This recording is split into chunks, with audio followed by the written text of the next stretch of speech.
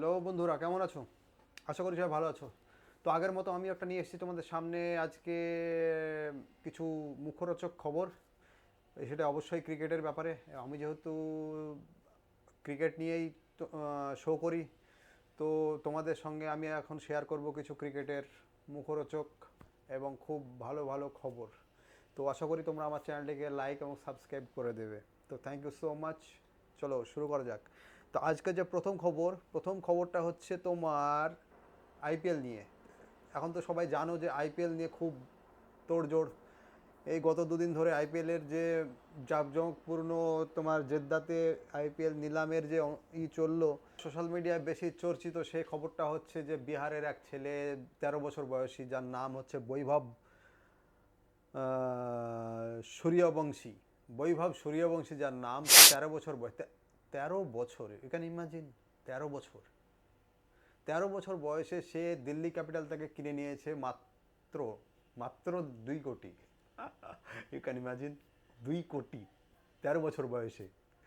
তো এটা নিয়ে খুব সোশ্যাল মিডিয়ায় খুব তোলপাড় চলছে তাকে নিয়ে, এবং খুব সার্চ চলছে গুগলে যে কে এই। তো তাই যে আমি তোমাদের শেয়ার করলাম যে এটা সব থেকে বড় নিউজ এখনকার, টিল নাও। এই এখন পর্যন্ত সব থেকে এটাই বড় নিউজ। একে নিয়ে খুব হইচই চলছে, সবাই বলছে যে কী হবে। কিন্তু এর আগে গত বছরও ওকে নিয়েছিল। এক্স্যাক্টলি টিমটা আমার নামটা মনে পড়ছে না, বাট ওকে একজন নিয়েছিল, কিন্তু বেস্ট প্রাইস ছিল ও 30 লাখ, সেই টাকা দিয়ে ওকে কেনা হয়েছিল।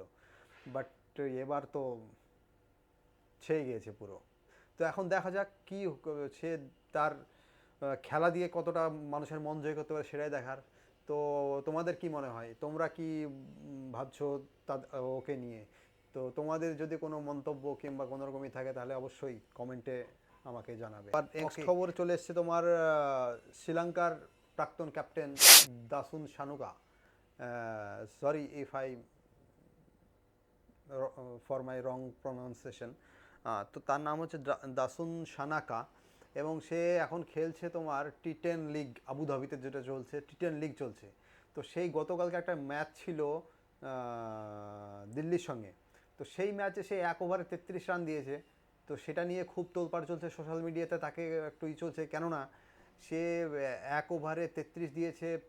চার তিনটে তিন বলে 33 হয়ে গেছে বেসিক্যালি, বিকজ তার 3টে নো বল ছিল। প্রায় 3 বলে সে আরও ছক্কা চার মোটামুটি সব মিলিয়ে তোমরা, আমি 6টা বলের যে স্কোর কার্ডটা তোমরা দেখতে পাবে এখানে, তোমরা চেক করে নিতে পারো। তো সে এই জন্যে তার 1 ওভারে 33 রান খাওয়ার যে এটা দেখে এখন সবাই সন্দেহ করছে, হয়তো এর পিছনে কোনো কিছু হয়তো, বুঝতেই পারছো। তো সেই নিয়ে খুব এটা চলছে, এটাও চলছে এখনকার, মানে এই সময়ে এখন এটা নিয়েও খুব একটা তোলপাড় চলছে সোশ্যাল মিডিয়াতে, যে হয়তো সেই লিগেও এরকম কিছু হচ্ছে। তো জানি না, এখন দেখা যাক পরে কি হয়। তো এটা, এবার আসা যাক তৃতীয় খবরে। তৃতীয় খবর হচ্ছে বুমরাকে নিয়ে। তোমরা জানো যে এখন ইন্ডিয়ান টিম একদম সপ্তম আকাশে উঠেছে, কারণ অস্ট্রেলিয়ার মাঠে হারানো এটা কোনো চারটিখানি ব্যাপার না, এটা কোনো ছেলে খেলা নয়। তো অস্ট্রেলিয়ার মাঠে অস্ট্রেলিয়াকে হারানোর পর এখন বিভিন্ন ইন্ডিয়ার যে বিভিন্ন প্লেয়ার, তাদের বিভিন্ন রকম রিয়াকশন আসছে। তো সব থেকে যেটা বেশি আলোচনা হচ্ছে যেটা হচ্ছে বুমরার কমেন্ট নিয়ে।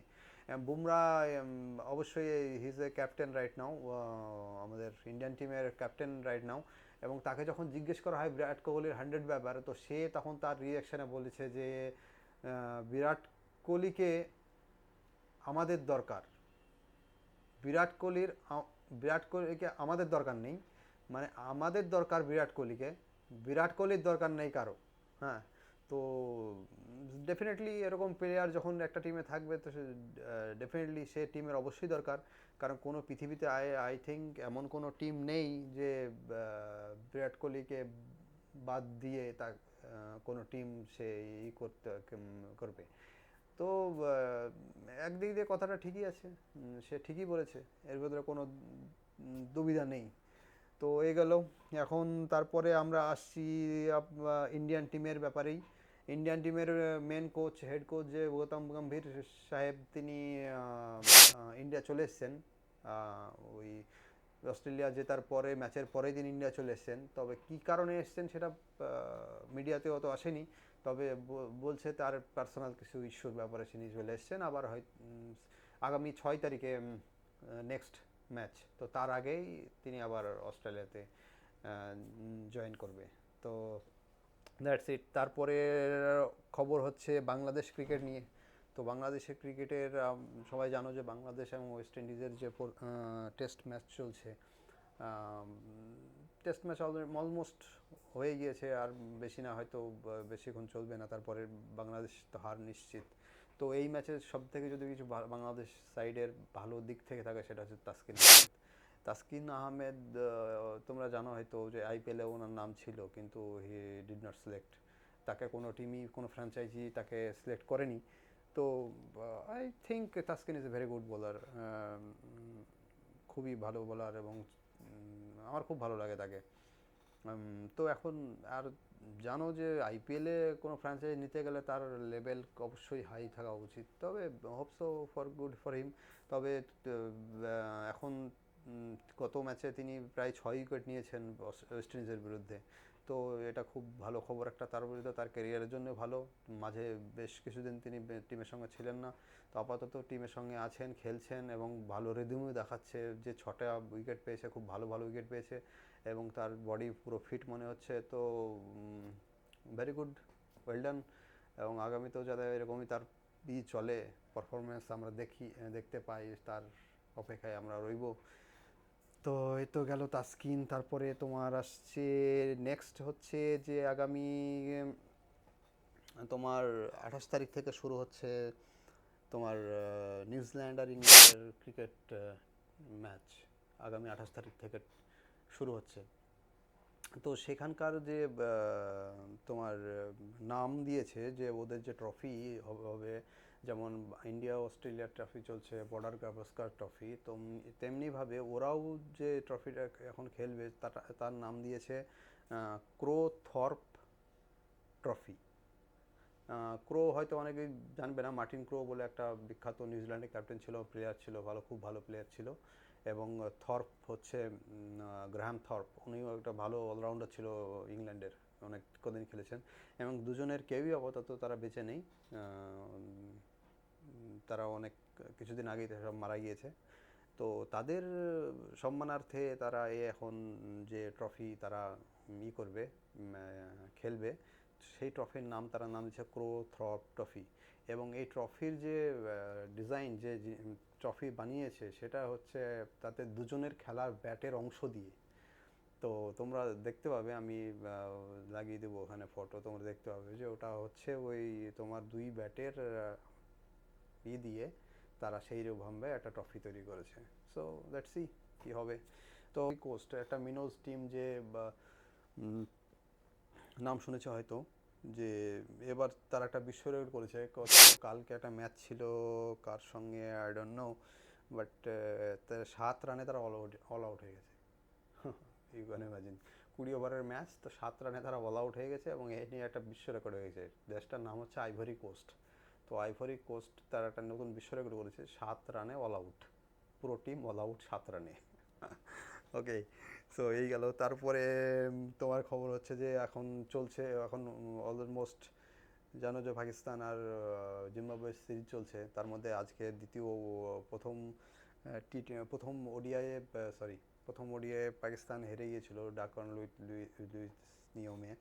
তো এখন আজকে দ্বিতীয় ওডিআই, এবং তাতে তোমার 145 রান করেছিল জিম্বাবুয়ে, তার পরিপ্রেক্ষিতে এরা পাকিস্তান ব্যাট করছে এবং 148 রান তুলে দিয়েছে অলরেডি, এবং 17 ওভারে। এবং আজকে তার জীবনের প্রথম 100 রান পেয়েছে সাইম আইয়ুব, ওদের ওদের ওপেনার। বিনা উইকেটে তারা এই রান তুলে দিয়েছে, আবদুল্লাহ শফিক অ্যান্ড সাইম আইয়ুব তারা দুজনে মিলে বিনা উইকেটে রান তুলে দিয়েছে। তো খুব ভালো খেলেছে Pakistan, no doubt, clap for them.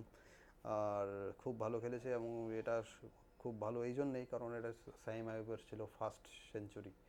সে গত 1-1.5 বছর ধরে টিমের সঙ্গে খেলছে, কিন্তু সেঞ্চুরি সেরকমভাবে পায়নি, তো আজকেই প্রথম তার সেঞ্চুরি হলো। Very well done.